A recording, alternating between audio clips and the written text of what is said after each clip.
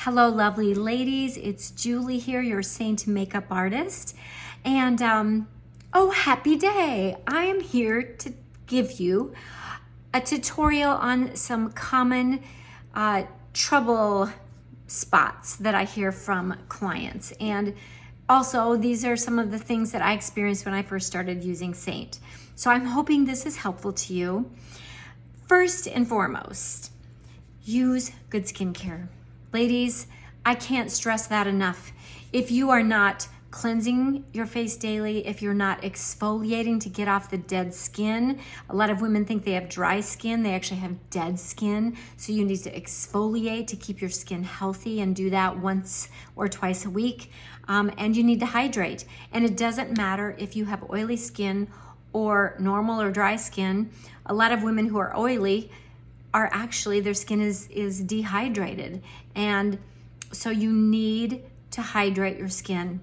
And I can make recommendations. I have some friends who sell some great skincare lines. Seint has a basic skincare line. I have a few auxiliary products, but I can, I can help make some recommendations to you.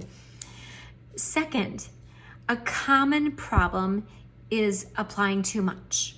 Now, with Seint, a little goes a long way, and we want to actually see your skin.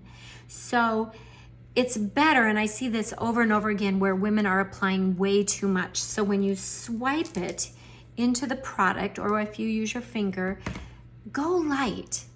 Go light to start off with. Now, some women want a really heavy makeup look. Most do not. Most of my clients do not. So a common problem is putting it on too heavy. And when that happens, then we see all the lines and wrinkles. We can see the pores, and it doesn't look natural. So back down how much product, because remember, once you put it on your skin, it warms up on your skin.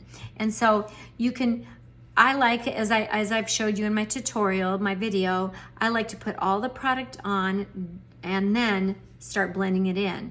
And so you can blend it in one spot, whether you start here or up on your forehead. That's kind of where I usually start. But it warms up on your skin, and just blend until it looks like, pretty much like you want it, and then move on to another area. And then when you're finished, go back over and blend it again, just to make sure. And you can also use a perfector sponge. I've used sponges on all of you. We have a beautiful blender sponge. I should have pulled it so I could show you, but we have a great blender sponge that's washable. And when you use that, you can use the pointy end and get into the corners of your eyes and blend everything out. Tendency to get too much here and here. So blend it away if you have too much product, okay? A third thing is, I think I just mentioned it, seeing your pores and seeing texture. And so again, typically, if you see that, it's because you're putting the product on too heavy. Sometimes, maybe we need to shade up.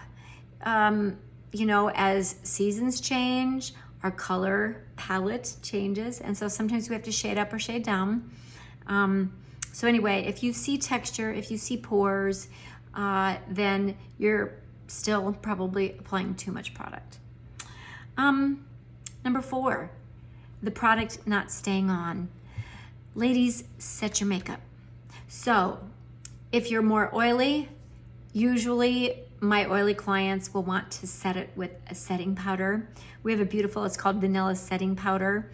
And you may have your own favorite powder, but set your makeup either with setting powder or use our setting spray. You know what? Hold on a second.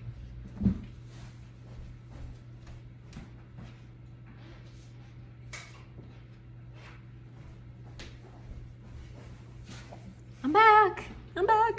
Setting spray. You have to shake this, and then you spritz it on your face 2 or 3 times. It makes your face really wet.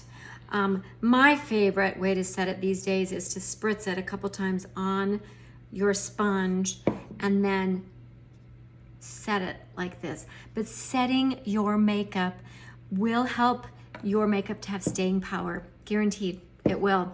I usually leave for work 7:30 in the morning. If I'm going out at night and I want to touch up, all I really need to do is put on a little illuminator, a little more blush, and lipstick, and typically that's it. So if your makeup is not staying, then you'll want to make sure that you're setting it. Reason number 5, not getting enough dimension from contour. And ladies, I know from firsthand experience that when you start wearing contour, it's scary.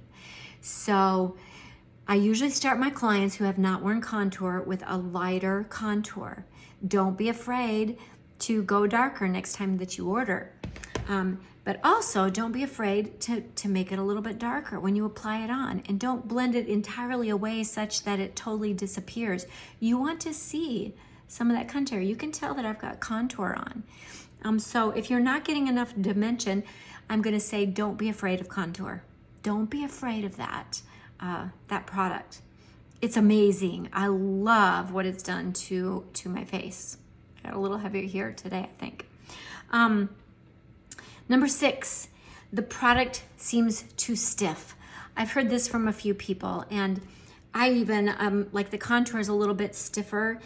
If you live in a cold climate, if your room is colder, if it's someplace where it's kind of drafty, it could get a little bit stiff. So again, don't be afraid of using your brushes or your finger and press down into it.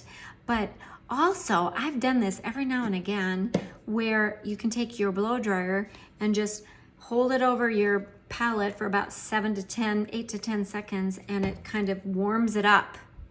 Also remember, once you put it on your face, if you need to let it sit there, it kind of melts into your skin. So you can put it on your skin and let it sit there for a minute and then start blending. That helps too. Number 7, the makeup streaking. Sometimes I hear this, and again, almost always it's because you've got too much product. So too much product, and then the other thing that makes a difference is how you apply it. And remember, this is a stippling motion. When you use the actual highlighting colors, you stipple, you don't swipe. Now, when I start putting on my blush, the lips and cheeks, see, I'm still getting used to the terms, lips and cheeks, and sometimes when I'm blending down here, I'm kind of like stroking like this. But the majority of your makeup, you want to stipple. This cream makeup, you stipple the makeup, and that will make a difference. There's a learning curve, okay? There's a learning curve with this, and I've told many of you this, but when I first started day 1, I thought, ugh, I'm not gonna like this. Day 2, I was kind of starting to warm up to it. Day 3, I went, I don't know, maybe still a little more work than what I want. Day 4, I fell in love with it, and I've not looked back. I'm so glad I started using Seint. I love how my skin looks healthy at my age. I love how quick it is. I love how versatile it is, that I can use my contour on my eyebrows, that I can use it in all my contouring places or just one. I love it that I can use my illuminator on my eyelids as a shadow, or I can use it on my lips. It's so versatile, and of course, can't wait to be able to go on my next trip and have a palette plus my mascara and my skincare. And I'm now actually even using their wipes. I'm going to take the makeup, they're called refresher wipes, and use that to take off my makeup. I don't have to worry about going to a hotel and dealing with, getting makeup all over their cloths. Anyway, lots of reasons. But a couple of more things real quick as I wrap up. If your makeup is not going on well, it could be that you're not using our brushes. They're so good, and they really are created for the cream makeup. It also could be because you're not cleaning them.